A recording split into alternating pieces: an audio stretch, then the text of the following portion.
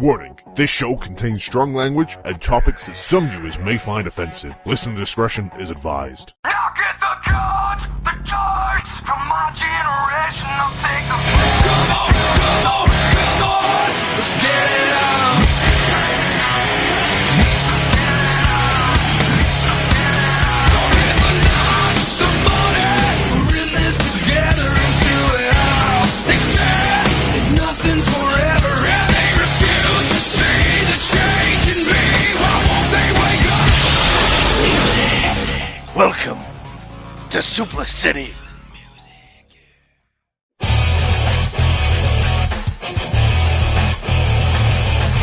Hello wrestling fans, and here comes the money! I'm Andy Ford, and with me as always is Liam Dunn. I gotta be honest, I don't think I've marked out that hard in a very, very, very long time. Very long time. But Never been sorry. so happy. Okay, we will go more in depth about the Shane O'Mac returning. But of course, welcome to another episode of the Suplah. And what do we do every start of the episode, Andy? We read your comments. Nope. We'll do that in a minute. Okay. We have something else that we do. Yes. The my bit phone that will I'm fail. trying to avoid because I can do these riddles. You can't. They're riddles. So, for anyone who is new to the show, hello and welcome. Since the beginning of 2016, I've decided to try and test just how smart Mr. I have a degree over here really is. Right. So far, he has failed pretty much all of my riddles. He has not been able to get one correct in under a minute. So, I'm going to keep testing him until we find one that he can finally crack. Okay, so wait. What you're watching right now is basically the evolution of Andy's my brain. Like, I don't know how to put it. But the thing is, because you weren't here on the last episode, I had to do it to Carmine, and because he's smarter than you, no Yes, offense, I saw the video. He got it done really quick. he got it done in a minute. Yeah. And it was a lot more complicated than any of the ones that I've given you. But nevertheless, I realise I've got Andy back on the show, Oh, yeah. so I have to tone it down again. I can't ask a complicated one like I asked Carmine, who got it in under a minute, just reminding Andy. So I'm toning it down. Andy, I've got it on my phone here. Andy, are you ready for your next riddle? Yes, I am. Okay, here we go. Okay. A clerk at a butcher shop stands 5 feet 10 inches tall and wears size 13 sneakers. What does he weigh?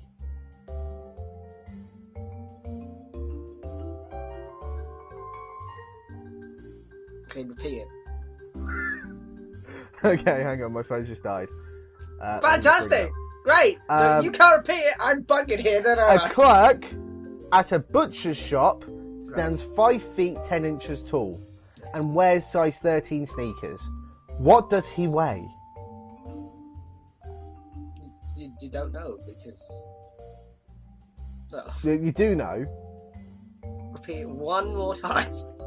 A clerk at a butcher shop stands 5 feet 10 inches tall and wears size 13 sneakers. What does he weigh? Meat. Fucking hell, he's got it! Oh my god! There we go, I did it. Yeah. I'm not proud of myself at all.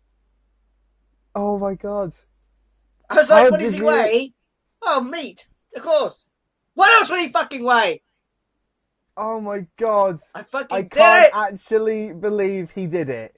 Yeah! Sam, edit, streamers, fireworks, fucking everything, don't let it. I got sunglasses on my face.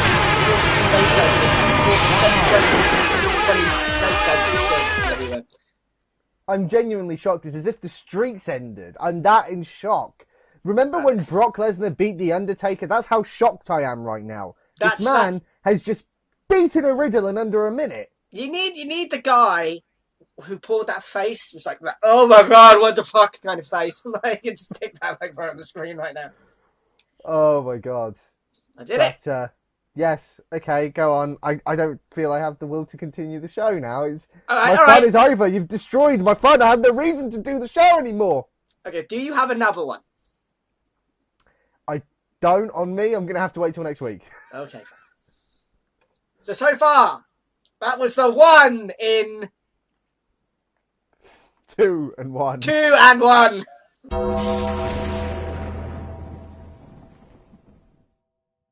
Anyway, so before we move on to Shane returning to the WWE after a long absence, you might remember that last week we talked about Wade Barrett leaving the WWE, and we asked you guys to leave some comments, tell us what you thought, and also just generally interact and talk to us. We've picked out a couple of the comments. The first one is from Andy's favourite fan, all-time favourite fan, of course, Heartbreak Kid 101. I don't really care for Wade. Oops. I mean, I used to, but he's taking up space on my TV. Wade is talented. Andy's so desperate to not get into an argument with this girl. No, you know what? I've learnt my lesson. Just shut up. Just don't say anything. You do realise that you have been completely owned by a 14-year-old girl. That's not true at all. Now, if you were 14 yourself, I think you'd probably be okay with that. But the fact that you're now 24, I think, is a little worrying. It is a little worrying, don't you think? No, because there was no feud in the first place. Bullet Club versus the Shield says, who do you think that WWE will fire within the year? This is an interesting one. Shane McMahon. Shane McMahon. Genuinely don't know. It's always very difficult to guess. I mean, who would have thought that CM Punk was going to quit the WWE in January of 2014? No one really saw that coming. You can't really tell. It's especially at this time. I don't know. I don't know. I think Heath Slater, as much of it as he's a jobber, I think he's pretty much saved. They kind of like him. But then again, I don't know. No one's really safe.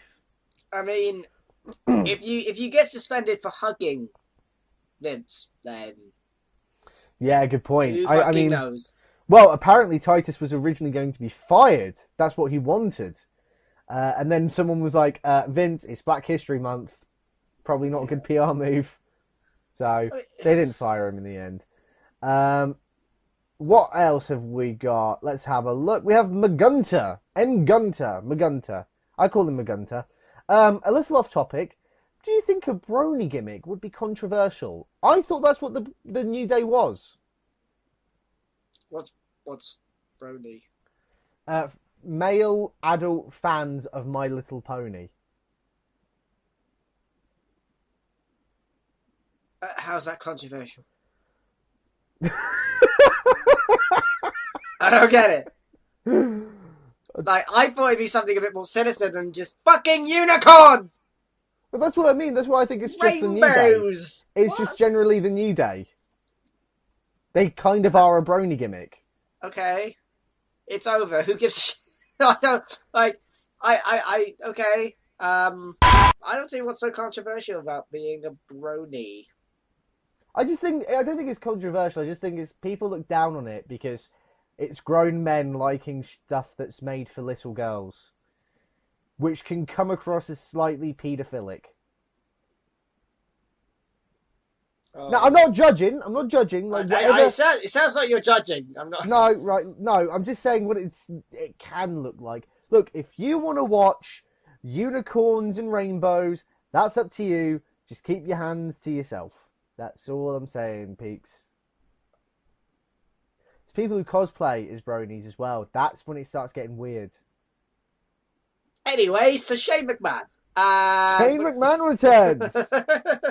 Nice segue for typical Andy fashion. Typical Andy fashion.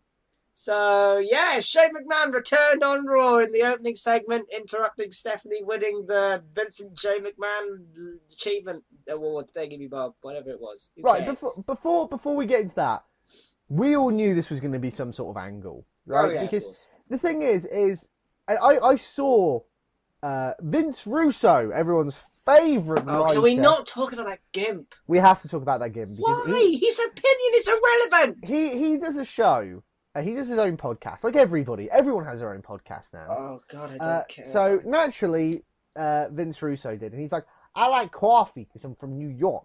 I'm from New Jersey. That's the worst accent impression in the world ever. Nevertheless, as bad as mine. Nevertheless, Russo said that he was convinced that this was going to be a real award because Vince McMahon respected his father too much for this to be used as an angle.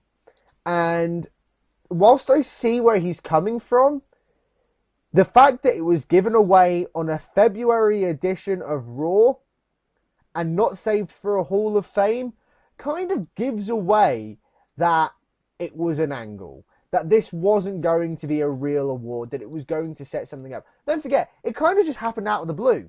There was no mention of this. There was no hype package of who Vincent J. McMahon was and why he was so important. There was nothing. It was just one episode of Raw. Michael Cole was like, oh, we're going to give this award away next week.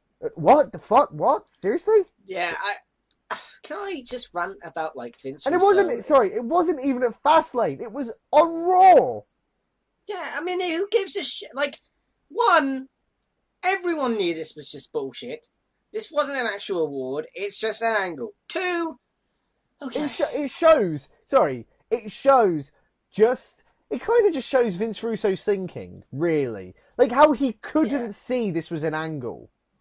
Yeah, I mean, how clueless do you need to be? I mean, like, here's the thing as well. Like, people like Vince Russo and Jim Cornette and all these. I don't give a fuck about your opinion. You're irrelevant. Like that. To be fair, they can say the same about us. True, but like. We are just fans. They've at least worked in the business. But people don't. People think the stuff that they've done is absolute shit. So I mean, like, not like the fans or journalists or whatever. Like, legit people in the industry do not like Vince Russo and do not like Jim Cornette. So what the like? Jim Cornette is like Lucha Underground isn't wrestling, even though that's one of the most popular wrestling shows right now. Just shows, and Russo thinking this is a legit thing just shows how clueless these two people really are and just stuck in their ways and need to just go away. Stop putting Vince Russo in headlines. Vince Russo says this. Jim Cornette says this. I don't give a fuck what they say. By doing that, you're giving them some kind of, I don't know, meaning or like being relevant in 2016. They're not. End of. Stop it. Well, there's the other thing as well that is kind of similar in that JBL does a show called Legends with JBL. I realise I said JBL a lot and kind of made the three letters. Sorry. It's oh god, it nearly happened again. I work in retail at the moment. Oh god. When it comes to saying $9.99, I nearly yelled out Michael. I nearly said Michael. That's $9.99. Michael! Sorry. Yeah, so close. The poor old lady just buying a pack of tampons just like, what? But nevertheless, JBL on his... What? Sorry, what are you laughing at? Just the thought of that happening. All right. Continue. Now, JBL has a show, as we've said, and it's on the WWE Network. And he loves, I've noticed in the show, he loves to talk about Vince Russo. His favourite topic is to basically rip Vince Russo a new one. And everyone that he has on his show, whether it's Eric Bischoff, whether it's Ron Simmons, whether it's Road Dogg, everyone likes to talk about how Vince Russo was inept at his job and just wasn't genuinely a good writer and kind of went...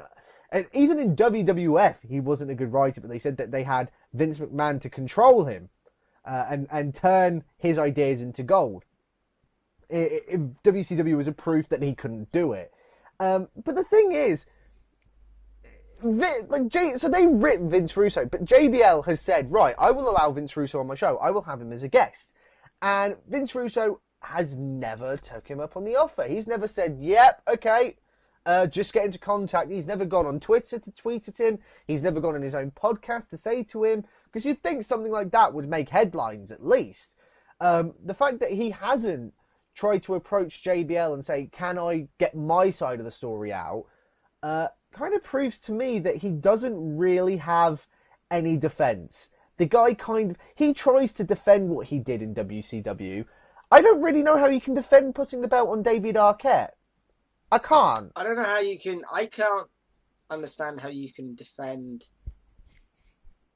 Julie Bagwell on a pole. No, it's Julie Bagwell on a fucking forklift. Like, I don't. We watched. Me and Andy again were in Bristol. We were visiting my girlfriend at the time, and she wasn't there. She had to go home, and me and Andy were kind of stranded in Bristol for about 24 hours. But we had the internet, and we watched the network.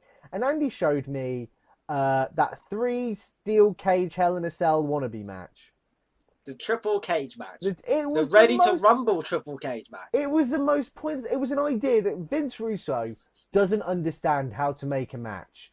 He just thinks that you've got to make it. People have got to climb shit, and you've got to have weapons. Doesn't realise that you can have a storytelling match in just a single normal match. So it was just, and then there was just people interfering for no reason. There was a heel turn by David Arquette. The guy doesn't know what he's doing. I don't know how we got onto Vince Russo though. Oh yes, the Vincent J McMahon award, but I don't know if there was anything else you wanted to add about Vince Russo, Andy. Whilst we're on the topic, he's just an idiot, and I don't understand why people think he's relevant. So yes, the Vincent J McMahon award was given out, and Vince was like, "I'm going to give it to the most deserving person." And when he was saying all that stuff, I was like, "Okay, it's either going to be Stephanie or Triple H. Stephanie or Triple H. Stephanie or Triple H. So, Stephanie. Well, I one of them I knew it was going to be. It had to be. It wasn't going to go, I'm going to give it to Jerry Lawler. Like, you knew it wasn't going to be that. So, of course, he was going to give it to Stephanie, and you knew it confirmed as soon as Stephanie was given the award, it confirmed that this was all an angle. I mean, we all knew it, but it just confirmed it. I hope Vince Russo kind of just was like, well, I was fucking stupid to believe it was real. Anyway, so Stephanie comes out and she's given the award. She's like, yay, thank you for a fictitious award that doesn't really mean anything on an episode of Raw that no one will remember. Well, no, they will remember this one. So that was pretty much it. And then... Here comes the money! Here comes the money! Money, money, money, money, money, money, money! And it's weird seeing, like, Shane being, 40... What was he, like, 40? A grey Shane. Like, dancing around. Essentially. Woohoo! Shaving man! Woohoo! He was a grey Shane. He was. It was like, Gandalf the Grey turns into Gandalf the White. Shane O'White. It was kind of that. You shall not give this bullshit award! That was But okay, what it was. although it was awesome seeing him. As much as we take the piss, him being Gandalf the White,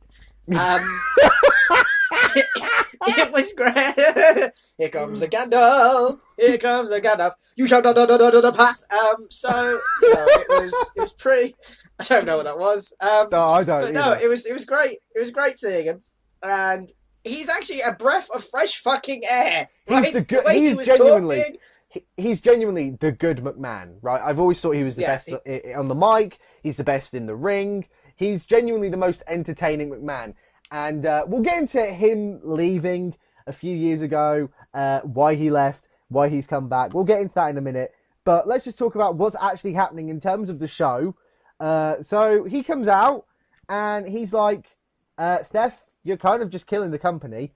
And they did stuff that I didn't think they'd bring up.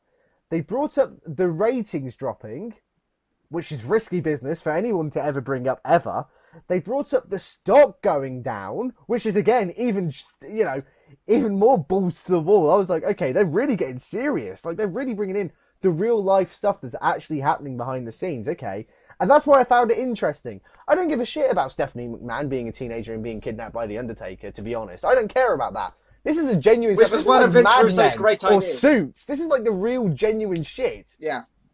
So, he comes out and he's like, you're killing it. But I left, and I did my own stuff. But what you don't know is that I spoke to Dad, Vince McMahon, and he told me that I was still in line to get the company. I only let you get as high as you did because I allowed it. Now I'm coming back to reclaim my prize, to reclaim my company, basically become the prodigal son, literally, and take the company back. And then Vince was like, now I'm paraphrasing it because this was an entire 10-minute segment. And then Vince was like, okay, what do you want? And he went, well, I want control of Raw for at least a year, right? And Vince was like, okay, I'll give you a deal. Because I like Stephanie. Again, I'm paraphrasing. You'll have to watch the actual show to get all of this. I like Stephanie. So what I'll do is you've got to win a match, right? You just got to win one match. I will name the time. I will name the place. I will name the opponent. I will name the stipulation. And I thought, by the way, he did straight away. That's the thing. I thought he would be like, he'll say it like next week or something. Or the end of the night or something. Yeah, but no, he literally said it right there and then. And he was literally like, so I will name the time, the place, the opponent, and the match type. I will name them now. Okay, what was the point? Why didn't you just say it? All right, Vince, go ahead. Why would you say that? If you knew you're going, right, you're going to have a match, not I will name the match. We will. Seconds. No, it's basically us going, ladies and gentlemen, we will talk about Shane McMahon returning to the WWE. So Shane McMahon returned to the WWE. What was the point? Just say it. Anyway, so Vince is like, okay, I will name, so it will be at WrestleMania. Okay, we kind of gathered that with Shane returning at this time. It will be against The Undertaker. Oh, things got interesting now. I know the streak is broken, but you've got to remember only one person has beaten him since the streak broke, right?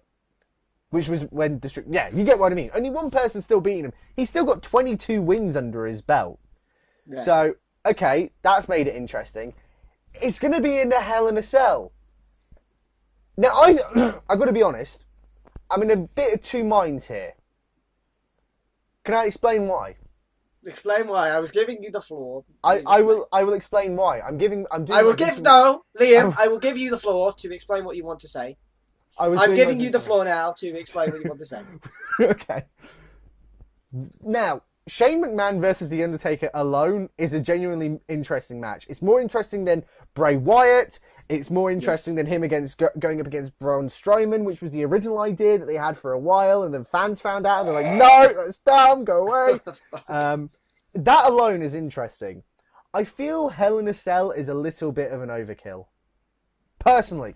I like it, but again, I don't like it. It's difficult to get. It's weird because I know The Undertaker's been acting really heelish over the past, year. Am I supposed to cheer Shane here, or am I supposed to cheer Undertaker? I'm confused.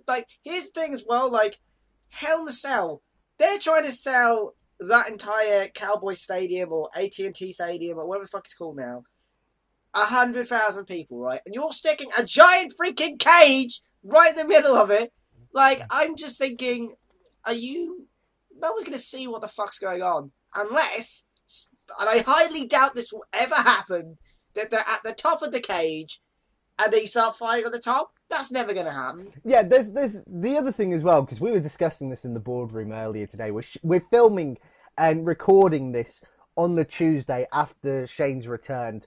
So we were discussing this. We were like, oh yes, Shane, he's the best McMahon. He was fucking insane. Sam and Carmine had never really watched him in his heyday. I'd never really watched him in his heyday, but I went back and checked out some of his matches. Guys, that's what a journalist does.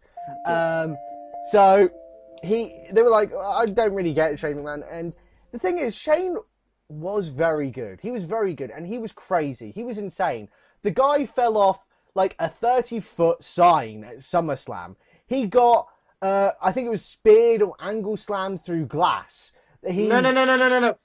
He got belly to... Right. Oh, that was it. Belly to belly. Sorry. Oh, yeah, the first time it happened, it fucked up. He was supposed to go through a pane of glass, and it didn't smash. So it was the King of the Ring, wasn't it? He just, bounces off, and it just lands on his fucking head. Yeah. So it's just Jesus. But they do it again, and he goes through it the second time. And then Angle's just I'm not doing another belly to belly. Fuck this shit. Just throws him straight through. Yeah. So, anyway, regardless, he is the insane one. But you've got to remember, when he was doing all that stuff, he must have been late 20s, early 30s. The guy's 45 now. Unless he falls through, in some like gymnast gyms, they have like a fucking foam pit. Unless he lands in that, I don't think we're going to see him jump off things. Let me just put it this way, right? And I know they're very different people, and they were from very different eras, and they were very different professions in a way. But you remember a little guy, a little fella. You might have heard of him. His name was Hulk Hogan. You might have heard of him. Hulk who? He won the WWE Championship 6 times. You mean Steven Richards? His 6th title reign happened in 2002. Guess how old he was? Just have a slight guess. 60? He was 45. Oh, Jesus. So, remember how great Hulk Hogan was at that time, everyone? Remember? Yeah, that's why I'm a little bit in two minds. Because I'm not saying Shane can't wrestle, but you got to remember, he's 45. I don't know if we'll be seeing him jump off the cell like we're all anticipating he will. Oh, he's not. Now, like I said... Have you seen how tall the cell is now as well, by and the that's way? the other thing. Yes, again, that's the other thing. The Hell in a Cell now is like twice the size of the original Hell in a Cell. It's the size of a freaking house. Like, who the fuck thought that a good idea? It's a hell of a lot bigger than the Hell in a Cell that Mankind jumped off and went through. It's a lot sturdier than those ones as well. So I mean, we've never seen anyone jump off it. I can't remember since 2000 with Rikishi. And that wasn't even a jump off. Undertaker knocked him off the Hell in a Cell into, what was it, like a 2x4 with hay? It was a truck. If If it was just a stick, I think Rikishi would be dead. Like, no, a 2x4 car, you knobhead. you mean a 4x4? A 2x4 is literally a plank of wood. I thought you were like just like a flimsy tiny bit of wood, and it's just like, well, I'm sure he's okay. Like, what the fuck? Just a plank. This'll break his fall. He'll be completely safe forever. Oh, cheers, guys. Thanks. Bye. I believe I can fly. Like, it's just like into a stick. And the plank just has a face. It's just like, yeah, shit. No, oh yeah, not a table. It's just a stick with legs. Like, what the fuck, Liam? Oh, okay, that would make Mick Foley's fall look fucking brilliant. Like, Foley's a pussy. He goes through an entire table. Rikishi, he went through a stick. Like, he landed on a fucking stick. That's badass. No, yes, Andy's right. It was a truck filled with hay that Rikishi fell off. And that's really been about it. I think Triple H and Chris Jericho in a Hell in a Cell went to the top, but that was it. No one was thrown off. I think Ryback went to the top of a cell once. That was really about it. So, but then I question, why would they add a Hell in a Cell stipulation if Shane wasn't confident that he could do something with it? Because people would anticipate him to do something with it. Does that make sense? yeah, I mean, Hell in a Cells now are not so much that. I think Hell in a Cells are just like, oh, they're locked in a cage. Like, it's not to do with...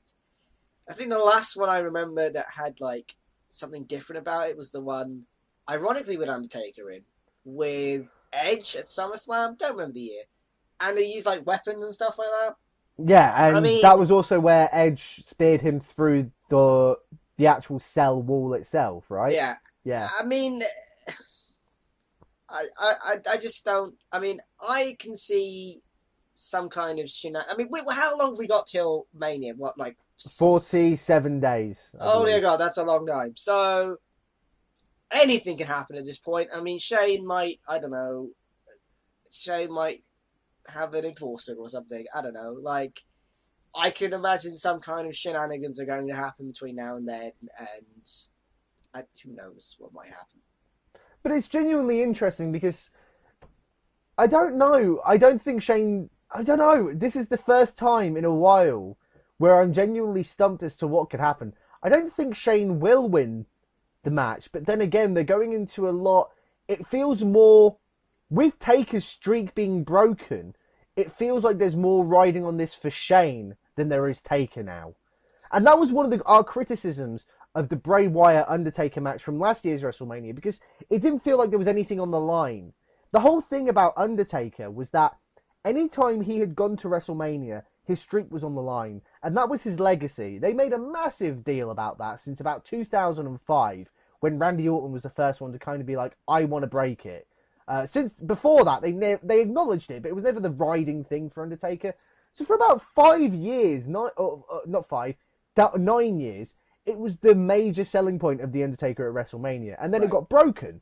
And then he faced Bray Wyatt. And there was nothing on the line. People thought it was a dream. It would be a dream match, and it really wasn't. There was really no substance to it, in my personal opinion.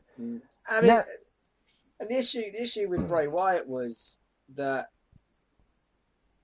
it just was shit because The Undertaker only appeared like once. Like, he just kept saying, they've been lied to you, man! And I'm the god of thunder and fire and new face of fear and shit. It was crap, basically. It was awful. Yeah, because they don't... The thing is, it was crap because they don't know what they're doing with Bray Wyatt. They thought it would be a dream match, and it wasn't. It should have been. It should have been. It's no reflection on the guy who plays Bray Wyatt. It's no reflection on him. You can only do so much. If a script's shit, the actor can only take it so far. That's a fact. And if the other person that you're supposed to be, against doesn't turn up until Mania, yeah, what are you really supposed to do? Yeah. So, with that in mind, this is the first time where the stakes are kind of reversed. So Taker's streak is broken, and we know that his streak is broken. Right. But now, it's not going to be about Taker during his match at WrestleMania. It's about Shane. And that, I think, adds something different, something that we haven't seen in over 10 years. So that is why I'm uncertain, because I don't think Shane will win, but then he's the underdog. He's the main character. He's the hero of the story. And if there's anyone to take down the authority, it actually makes sense for Shane to do it, because he's like, no, Triple H and Stephanie, you don't run this shit. I do, because I'm the boss's son. It's not fucking difficult. I am the prodigal son. I went off to China and did a bunch of shit, and I'm back now. So, as far as I'm concerned, well, you gave me. Fuck off. And Steph, no offense, but you are a complete clown. So, no, I'm now the one who is in line. Goodbye. And, that makes sense. And, here's the thing. Dave Meltzer said, a whole bunch of stuff. Yep. About this thing. Well, the original storyline was actually supposed to happen 2 years ago with Triple H against Vince's guy. So either that would be Austin or Rock for Power of WWE. But then Vince completely nixed the idea. Hang on, so this would have been WrestleMania 30? Yes, because okay. Vince just didn't want to be on TV. He was like, no, I can't be asked for this. And the deal between Shane and Vince was actually... Oh, wait, no, I heard this because it was supposed to be The Rock. The Rock was meant to be in it. That was the original... The Rock was meant to be somewhere in this storyline. The Rock was going to be involved because I think, is why they led up that story of The Rock versus Triple H one more time at WrestleMania, and then nothing ever came of it. Good, because we got Daniel Bryan instead, so that was always better. The deal between Vince and Shane was broken a few weeks ago, but Shane does not have a management position with the company. But then again, it's Shane McMahon, it's the boss's son, so God knows that could probably change. Shane legitimately felt that he would be a fourth-generation McMahon promoter to run the WWE, but Stephanie has surpassed him due to her product knowledge, which I say that in inverted commas because, apparently everyone knew this but him, and Vince ended up making it very clear that Triple H and Steph would run the company over him, and that is why he quit, which makes the whole promo with Vince and Stephanie being even more kind of a pew pew pew pew pew bit of a shoot. There's been a significant amount of life imitating art, according to Meltzer, which kind of goes to show all the stuff that he's saying about ratings and stuff. This is probably actually a thing that he believes, and that there's actually a belief that there will be a real life power struggle if Shane is finally back in the picture, because obviously it's the boss's son. So let's just quickly talk about this. So, of course, like Andy said, Shane did leave the WWE in about 2009, 2010. Mm-hmm. My exact details are sketchy. Hey, this was like 6 years ago, all right? I'm not I'm going to remember every detail. No, I'm saying it for anyone who's listening who's like, he quit on February 28th of 2011, thank you. Like, it happened a couple of years ago, I don't remember. I mean, I'd never really watched him in his heyday, but I went back and checked out some of his matches. Guys, that's what a journalist does.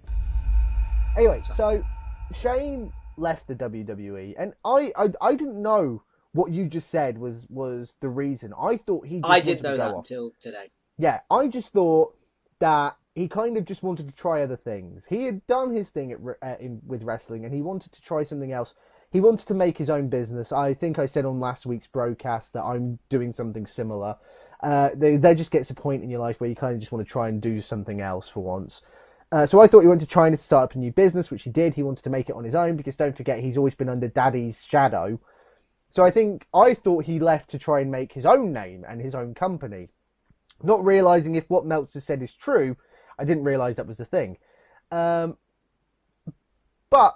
the question I have is, why did they bring him back? Well, apparently, Meltzer also notes that Shane lives in New York, so it's actually possible for him to appear on TV weekly because he can run his Chinese company from New York. Meltzer and Alvarez also discussed, Brian Alvarez and Dave Meltzer discussed the possibility of a brand extension because obviously he's just going for Raw, which is a bit weird. They also note that they've always sucked and never lived up to their potential. Typical Meltzer and Alvarez. Meltzer cryptically notes that there's a reason why Triple H was not involved in this first segment, and this is a direct quote. There's a lot going on. So, oh dear. Great, thanks guys. Thanks Dave. I mean, thanks for elaborating. I also have a quote. There are things happening. Cheers, Dave. No, wait, I have a quote. All right. Shit's going down. Yeah, just give me like Dave. I mean, come on, Dave. Fuck. This guy's the godfather of like wrestling journalism, and all he can tell us is there's a lot going on. No shit, Dave. Even I know that, and I'm some stupid knob on a webcam. We have talking about this. We're just two friends talking about this topic. Yeah, like what? I don't need to write out a fucking newsletter to fucking tell you that. Oh, page 1 of the Wrestling News fucking Observer. Oh, there's a lot going on. Fucking hell, Dave. That's what, Dave. Nice one, mate. You're the inspiration why we do this, but you can't even give us more than there's a lot going on. No, I see what you mean, but I mean, like, why has he come back? Why has Shane decided to come back? And I have a couple of theories. Interest. Well, there's a couple of theories in that this is legitimate. He wants to get back in. He wants to take over. He feels like it's his rightful position. But then a part of me is like, well, if that's the case, would they really be playing it out on television? I'm not entirely sure if they would, because that's when real life starts happening in front of the camera, I don't know, things might not go the way that they seem. Don't forget, there could always be the possibility, if this is true, that Shane won't job at all to The Undertaker. Like, just no sells everything, just doesn't care. Live on pay-per-view, so you just completely ruin the match. There's always that chance. You've got to remember this. For me, I've heard one of the reasons is because this year, they wanted to finally do Undertaker versus John Cena. Finally! Yeah. Right? A match that they have wanted, like they've been desperate to do for years. And then John's injured. And this is going to be the first WrestleMania since WrestleMania 21. No, WrestleMania 20, even further. The first WrestleMania since WrestleMania 20 that he will not be a part of. That's a lot of WrestleManias, guys, by the way. This is the first one that he will not be on the card for. That's quite significant. So you need someone who hasn't been there for years. And I mean, like, Shane McMahon level. There's probably no one else you could phone up and be like, I need a favour. Well, no. It's not necessarily that. I think that's probably part of it. I will admit, I think that's part of it. But the problem is that aside from Cena, they haven't really got anyone to go up against The Undertaker. You've got, I mean, Randy Orton's out, but he's already faced The Undertaker at WrestleMania. He has nothing to prove. Who else is there? Exactly, that silence. Yeah, that silence says speaks everything. volumes, doesn't it? Like, You've had Triple H twice. You can't have him a third time, and he's against Roman. So what? Like, oh god, I hate that match. So, what are you going to do? So this is one way to draw people into it, because it feels like something is really happening because it's based on some form of reality. The Undertaker's taking a different position where it's not his streak that's on the line. He's playing the villain by the sounds of it. So for that, it's different, and that's what I prefer. But I think that could be one of the reasons why. I think we'll never really know because we're not backstage. We're not a member of the McMahon family. I think there's some truth to both theories. I think Vince wanted Shane back because he didn't really know how else to book The Undertaker. And I think Shane also wanted to come back because I think he feels that it is his company to run. I think Vince is slowly calming down now, like officially. Yeah. He's slowly leaving, and I think Shane does genuinely want a piece of that pie back. Because regardless of the ratings and the stock, the company is doing very well. Yeah, I mean, the thing is like Shane, Triple H, and Stephanie running the company wouldn't be so bad because at least you've got Shane. Because I mean, according to Meltzer as well, Meltzer notes that the fans wouldn't be as receptive to Shane if they knew about his booking ideas. So he says that almost everybody there I know personally like Shane over Stephanie. So like everyone backstage prefers fucking Shane over Stephanie. But the only kind of issue is that when it came to ideas, when it came to wrestling angles, it was like Stephanie and Paul are so far ahead of him, it's not even funny. So either Shane's just shit at booking, but loads of people like Shane. So well, I think that's slightly unfair. I mean, Shane's not done well for himself. I mean, I can understand why he left. Again, he wanted to go start his own business, or he genuinely felt screwed over by his own family. There's, that might be some element of truth, but the fact of the matter is, the real way we have to look at this is the guy has been out of the company for a minimum of 5 years. A lot of the company has changed since that. Triple H is a part-timer.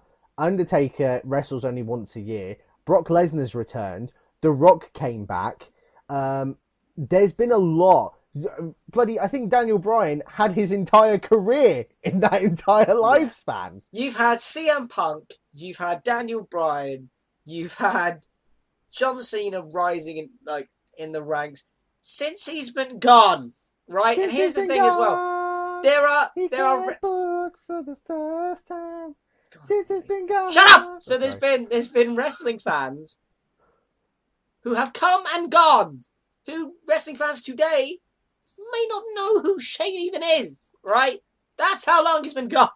Yeah, that is a fact.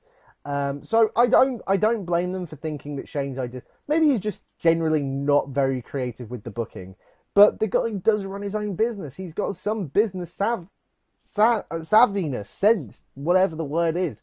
He's got it. So I don't know. I mean, it's very difficult to judge. We're on the outside. We're just two guys from England talking on Skype. We don't know how the company's run. If they gave it to us, the company would be shutting up shop in a month. I give it a week. So we don't know. All we know is what we've heard from Dave Meltzer saying that things are happening. So it's left for open interpretation. I can't believe we've based this whole episode on one guy saying something, and it's just like, things are happening. Things are happening. Brilliant. How? Pretty much the gist of the news. But speaking of WrestleMania, yes, we may as well talk about another topic, seeing as we've kind of dragged out the Shane O'Mac news as much as we can.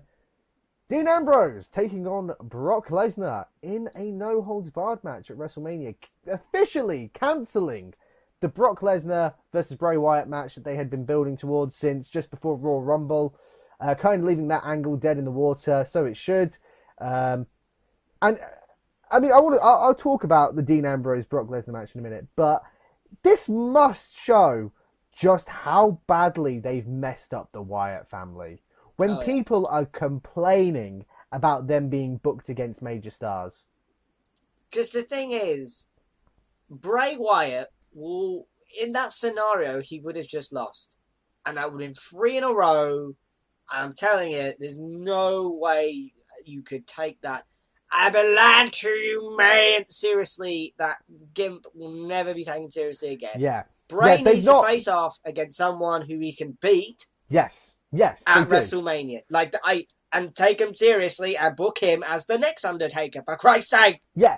Putting him in his first WrestleMania match against John Cena and losing, I see, it's John Cena, but he lost, right? And then you put him in his second WrestleMania match against The Undertaker. I get it, it's The Undertaker, but he lost, right? So he's not really got a great track record. So you're going to put him in a match against Brock Lesnar, a guy who has not been pinned since he's come back in 2012. Guess what's going to happen, guys? Just have a slight guess. Have a guess. He'll lose. He'll lose. It's a dumb move.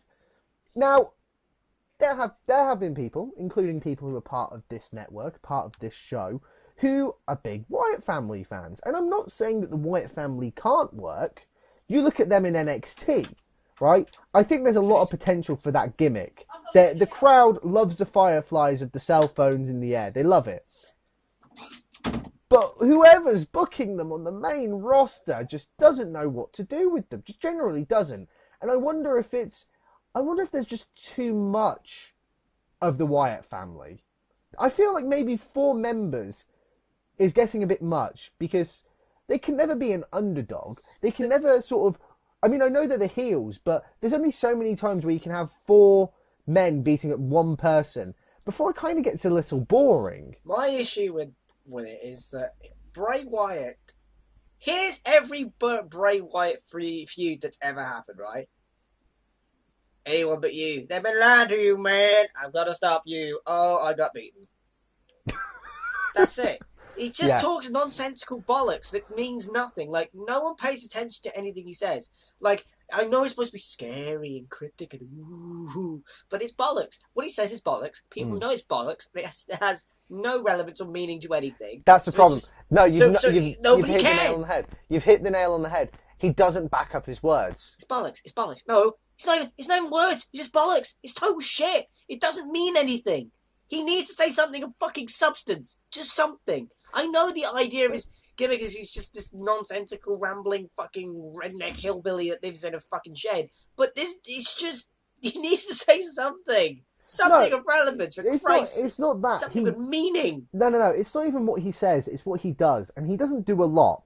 What does he do? He kidnaps Kane. He kidnaps Daniel Bryan. He says stuff on the microphone, and then he loses matches.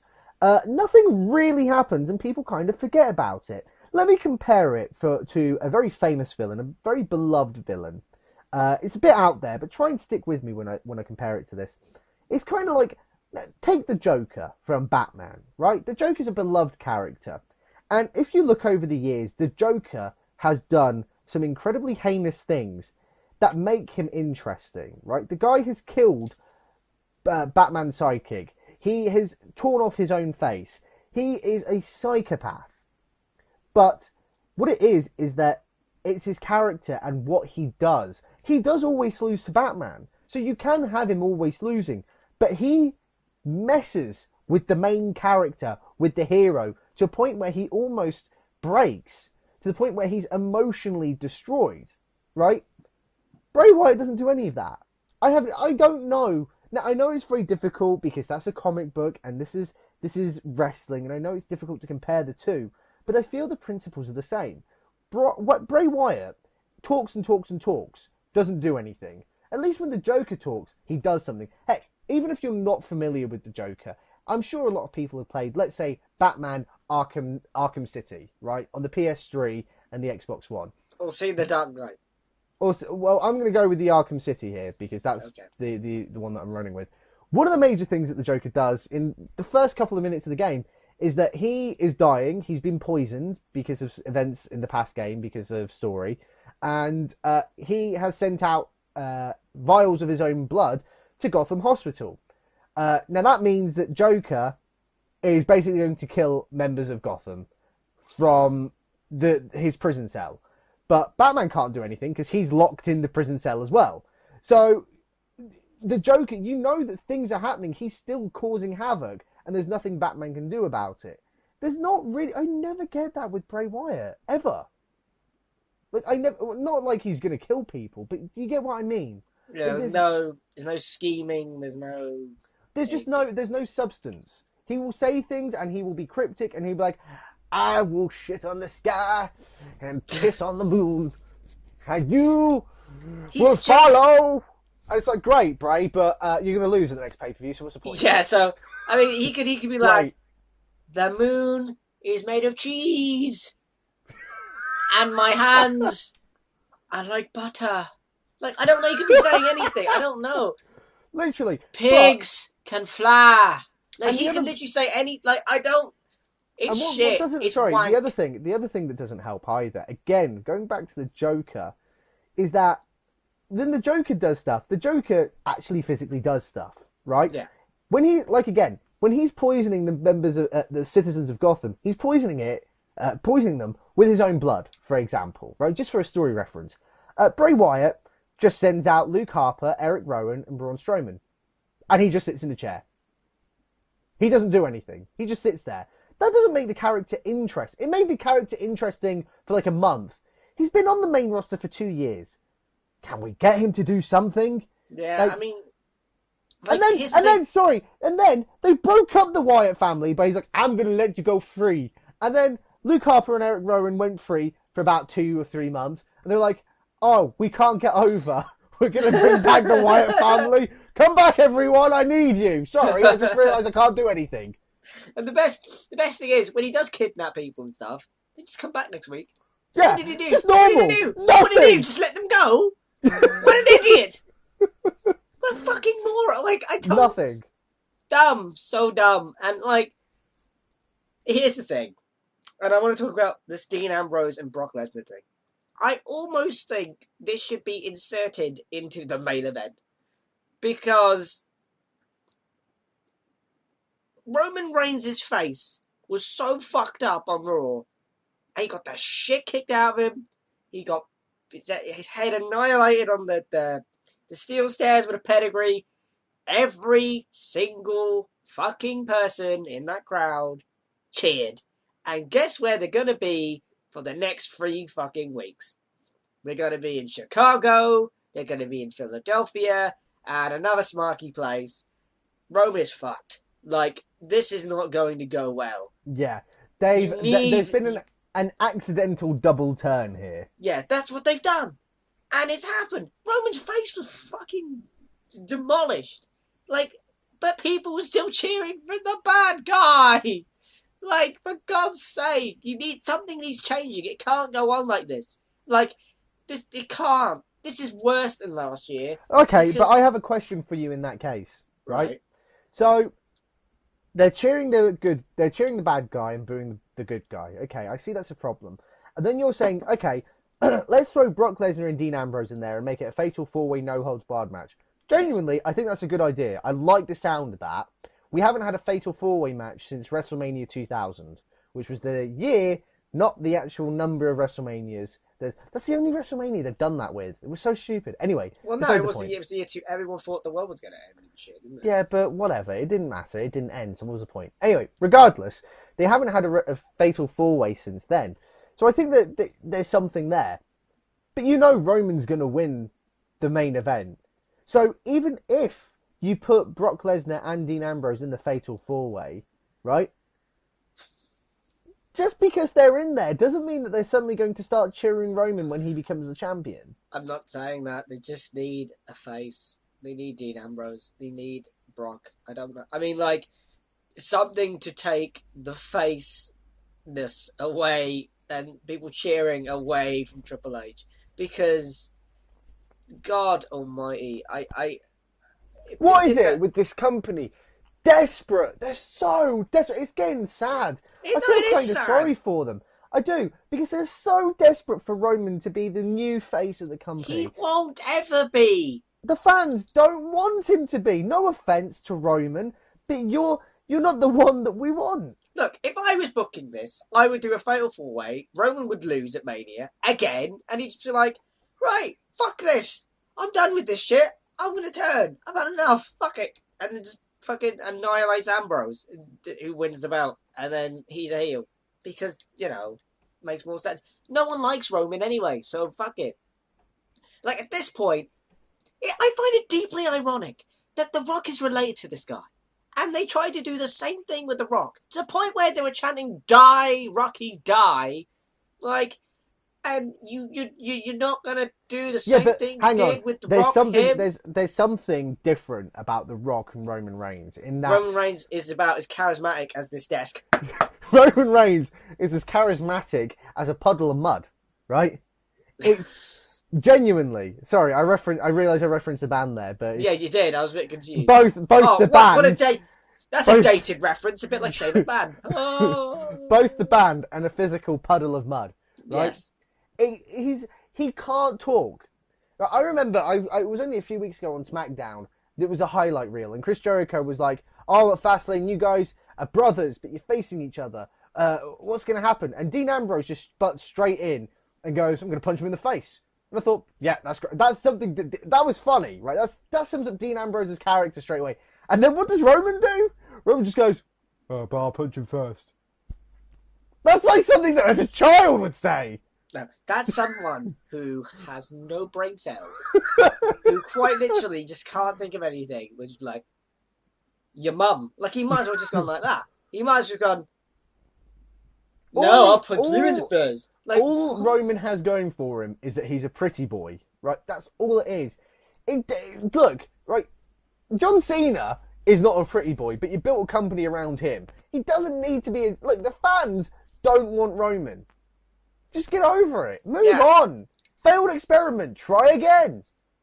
It's going to be 100,000 people booing Roman. That is going to sound the worst thing. If Vince, I know he's getting old, and I know, people lose their senses and shit.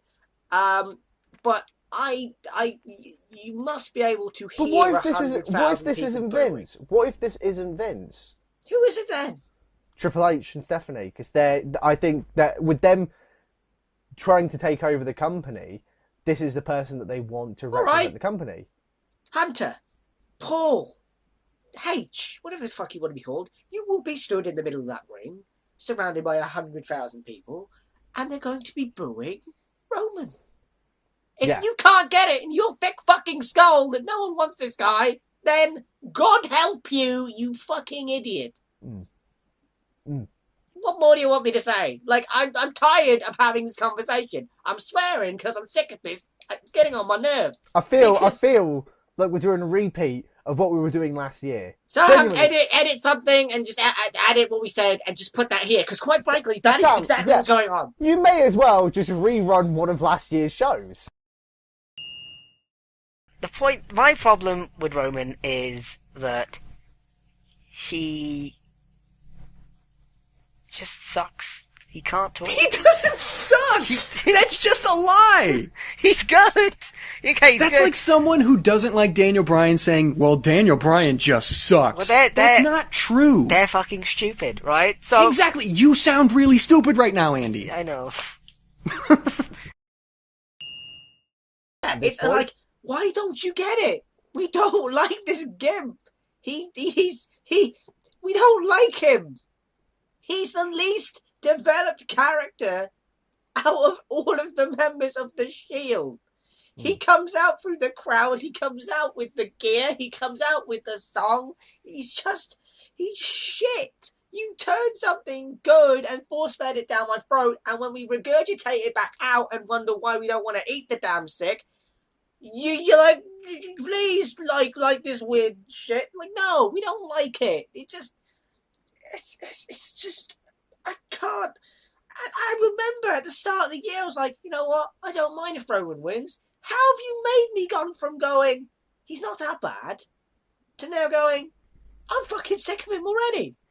It's February! How the fuck have you done that? 1 month. What? That's One impressive. freaking month, and I'm sick of him again.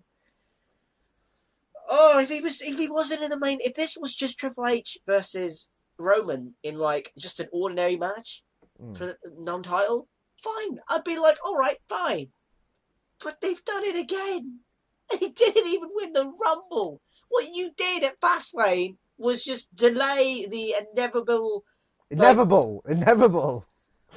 You delayed that, apparently. You delayed that. This hurts my head so much I can't speak words properly. But you delayed what, like the usual. This Royal Rumble is shit, and you just put it at Fastlane instead. That's what you did. And the moment he fucking speared him and pinned Ambrose, everyone booed. There was I watched a reaction video on YouTube of like a 7-year-old watching it, and even he was like, "Shit, Roman won. Fuck this." And not only that, you had Triple H holding the belt, and then you had Roman right next to him, and then you had like fucking, you had Michael Cole going, "Black Gold!" No, that's JR. You had Michael Cole going, "Black Gold!" No, that's JR again. You had Michael Cole going, "No, it's gonna be Roman, Triple H, WrestleMania," and literally the crowd are dead. They're absolutely dead. They're just looking on and just like going, "No way, this is a joke, right? This is this." The thing is, no, right. In their defense, everyone knew Roman was going to win. What were you expecting, Andy? I know what they were expecting. The one thing that they always fucking say that they claim that they do, which they never actually do. Listen to the fans. They claim they do it, but they never actually do it. That's the most frustrating thing about this company. It's like, hey, we take all the pride in the world that we listen to our fans. The biggest, people that can change things are the people themselves. No, we fucking don't. You don't give a shit about us. You don't care. You clearly have some fun, damn it, was quite literally, I thought he was kidding when he was saying that, but he was fucking true. And it's a joke. They don't listen to the fans. They don't. And can you, like, when, I know Sam hates this analogy going to a restaurant and they give you something else. That's literally what they're doing, though. And it's, I don't get it. I do not get it. And I don't, how by now? It's been 2 years. How do you not know by now that we don't want this fucking gimp? No. We don't want it. But with that in mind, of course, we only have 3 matches confirmed for WrestleMania. Of course, the Suplah, is on the road to Suplamania, which is our yearly Suplah get-together to talk about WrestleMania. It's a 2-parter for those who are new to the channel. We have a pre-Suplamania and a post-Suplamania show. It's WrestleMania, but we call it the Suplamania, where we talk what we expect from the show. Do we call it that? Yeah, we do. Have we done that before? Yes, we have. Okay. Okay. We have now. It's canon. Anyway, so we are on the lead up to Suplamania, and we have 3 matches, 2 of which we're excited about. One, Like a stop. And on that note, ladies and gentlemen, we will catch you next week when We I'm need to sure... plug things. Oh yes, do it now. Plug it. Quick. Okay, so we also you can find us on Facebook. You can find us on Twitter. You can find us on. Fuck! I need Instagram. You do it. You do it. Good. Can... Right, okay. Okay. Sam's putting it in the chat. Don't forget to, of course, go to suplah.com where we have, of course, more shows like this, the broadcast, more shows coming soon. We have articles and news. You can check us out on iTunes, Suplah. Just type in the Suplah, you'll find us on there. We're on social media, Facebook, Twitter, Instagram, all called the Suplah. Don't forget to check out WrestlePundit.com where we get most of our news. And, of course, we have a shop called redbubble.com/the Suplah. We have t-shirts and mugs. No, it's redbubble.com/people/the Suplah. Whatever, it's the same thing. Just go to Redbubble. You'll probably find us by typing us in. T-shirts, coasters, mugs, stickers, pillows, hoodies, everything you want. You can get with Andy's face on it, which Are we selling those? we will eventually, because we want people to be terrified by Andy's face. So that's going to be a new product. My face is beautiful. So, with that in mind, we'll catch you all on the next edition of the Suplah on our way to Suplamania. I have been Andy Kwan. And I am still Liam Dunn. Goodbye.